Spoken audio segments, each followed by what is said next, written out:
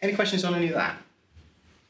Yes? When you're playing in a key, how do you, like with the fretless, like how do you not make wrong note? If you want to play wrong note, like microtone notes and make it sound fretlessy, but you have to stay in the key, how does that The nature of the instrument itself makes it sound kind of fretless in a way, because when you play a note, rather than it just kind of going boom and happening, it kind of goes boom. So if I play a note, it kind of goes boom, boom. But I can emphasize that a little bit by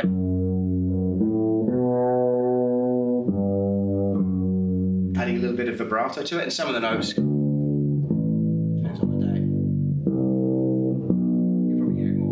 Some of the songs later.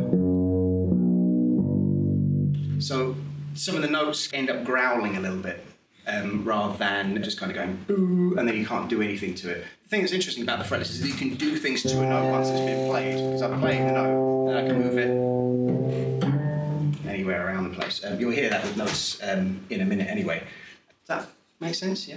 So yeah, and the fun thing about fretless is you can kind of play all those harmonics I had earlier.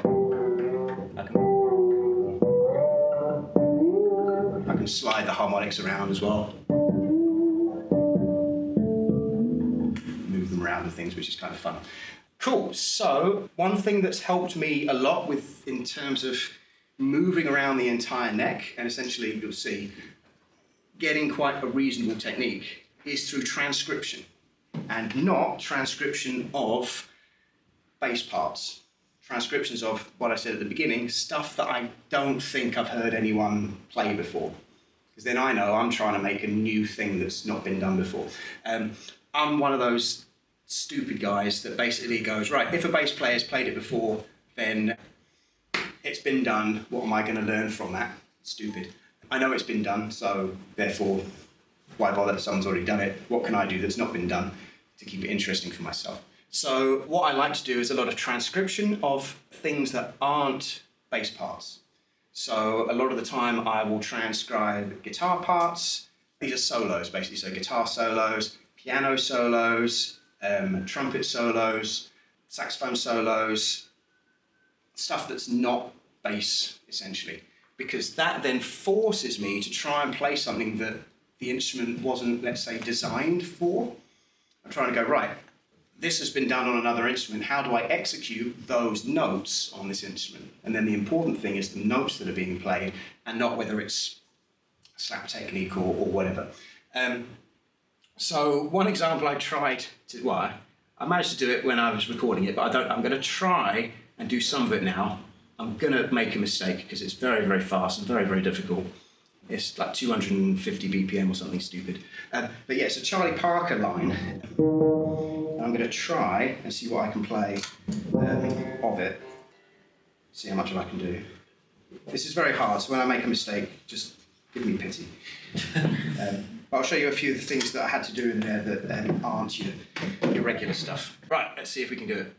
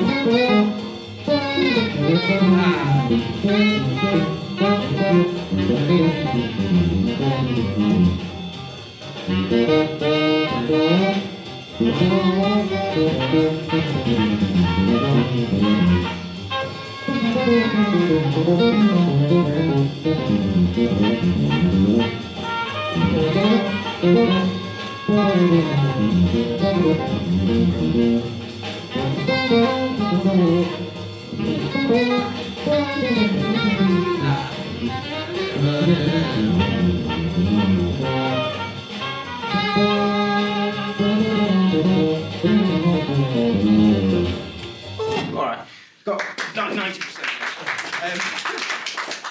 It takes some, So, but to do that, I've had to do lots and lots of very unconventional bass techniques, essentially. The main thing that I'm doing in there is playing very legato, which is not something we necessarily play on bass that often, unless we'll go whatever. But essentially, I banned it from them to play it. But maybe one day we'll have him come in to do that clinic. That'd be great. We'll have to find out from California. But so what I've had to do is develop quite a strong left-hand technique to actually be able to pull off quite cleanly.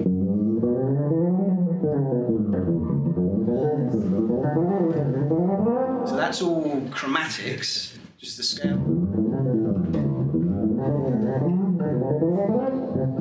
So it's all very silly. If you watch this hand, it's not doing a lot.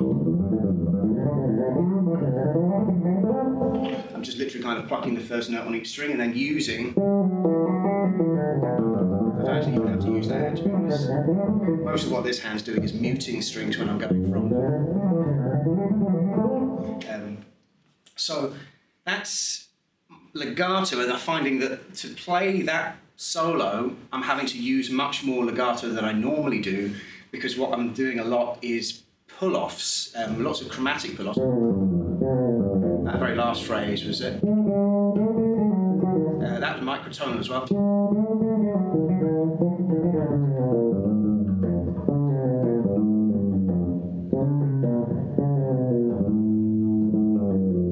So it's all pull-offs. So I find I've got to get the strength in the hand, but I find that that's helping me a lot to actually play lots of the very, very complicated solos and things that I'm playing along to, and that I don't generally see other bass players doing, essentially. So that's one way that you can develop a technique that allows you to execute stuff that other people aren't doing. The other thing I'm doing in that solo, I don't know if anyone noticed what I was doing with this hand, but there's a couple of moments in that solo where I have to use all 4 fingers of this hand to actually do an arpeggio that way. Because as bass players, what we normally play is we're playing with 2 fingers normally. And that allows us to do what's called a rake. So I can play down across the strings this way and get 4 notes that way. But we can't kind of do that on the way up if I want notes that direction. But if I do, I can go as fast in both directions. Again, that's something I literally have only ever seen Billy Sheehan do it, and that's where I stole it from, but I've never seen anyone else necessarily actually using that finger on bass. It's a very rare thing. You will see people kind of playing the same thing with a thumb and then 3 fingers, but I find that means I have to kind of change my whole technique for a second and then come back again. Whereas if I'm using the 4 fingers, it means I can keep my regular technique and then just add in that 4th finger where I need to. So that was the...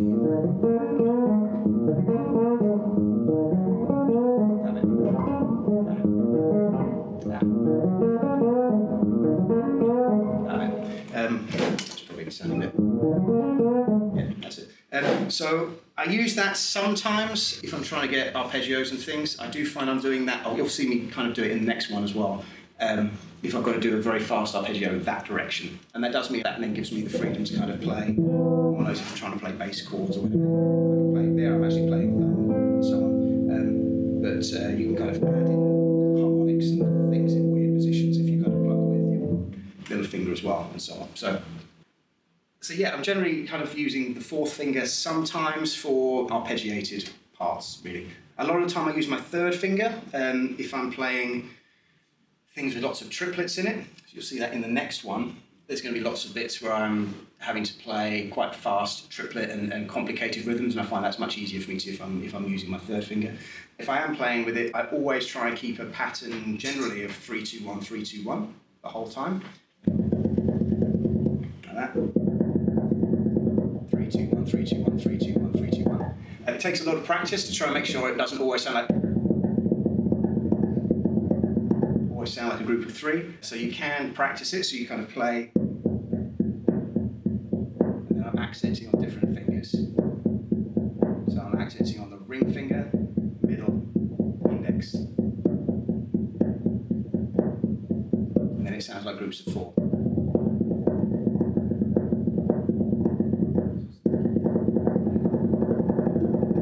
Yeah, so I'm still playing groups of 3. I could make it, that's groups of 3, but it's hard, that's the idea. So you play kind of playing groups of 3 that way.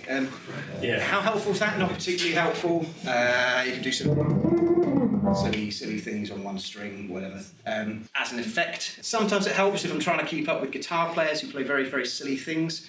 So far, I've only played jazz. The rest of the clinic, you're going to get some blasting death metal. So I'm just going to warn you now. I've